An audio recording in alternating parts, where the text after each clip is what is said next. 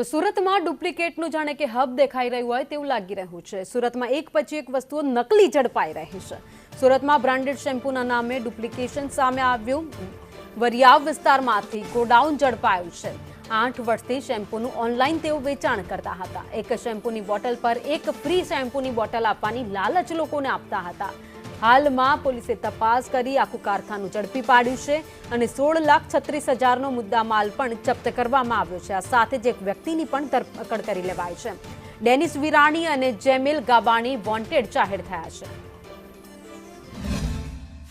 શહેર હવે નકલીનું હબ બની ગયો હોય તેવું લાગી રહ્યું છે, કારણ કે એક બાદ એક સુરત શહેરમાં નકલી ચીજ વસ્તુ મળવાનો સિલસિલો યથાવત છે। ત્યારે સુરતના અમરોલી વિસ્તારમાંથી નકલી શેમ્પૂની આખી ફેક્ટરી ઝડપાઈ ગઈ છે, ગોડાઉન ઝડપાઈ ગયું છે। જોઈ શકાય છે કે અત્યારે અમરોલી પોલીસ છે તે કાર્યવાહી કરી રહી છે। આ નકલી શેમ્પૂ છે તેને કબજે કરી રહી છે। વાત કરીએ તો છેલ્લા 8 વર્ષથી ઓનલાઈન બિઝનેસની આડમાં આ શેમ્પૂ વેચી રહ્યા હતા। એક ઉપર એક ફ્રી સ્કીમ આપવાની નામે નકલી શેમ્પૂ વેચી રહ્યા હતા। જે શેમ્પૂ બજાર 1300 થી 1400 રૂપિયાની કિંમતે વેચાતું હતું, એ માત્ર ને માત્ર 600 ને 700 રૂપિયામાં વેચીને જે કહેવાય કે કમાણી કરતા હતા। સુરત શહેરના વડિયાવ રોડ પરથી આ જે કોમ્પ્લેક્સ આવેલું છે હિલ્ટન બિઝનેસ હબ, તેની અંદર પોલીસને બાતમી મળી હતી અને બાતમીની આધારે આ રેડ કરવામાં આવી હતી અને રેડ દરમિયાન 16 લાખથી વધુનો મુદ્દામાલ કબજે કરવામાં આવ્યો છે।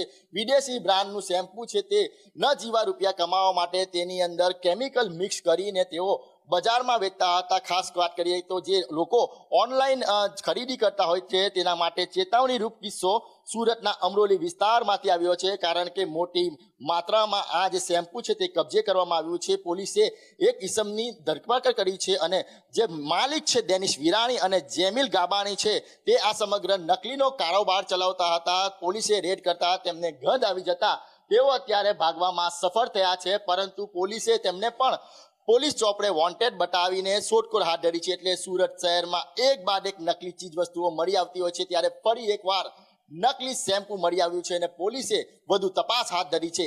કેમેરા પર્સન અજીત પટેલ સાથે મનીષ પરમાર, સંદેશ ન્યૂઝ, સુરત।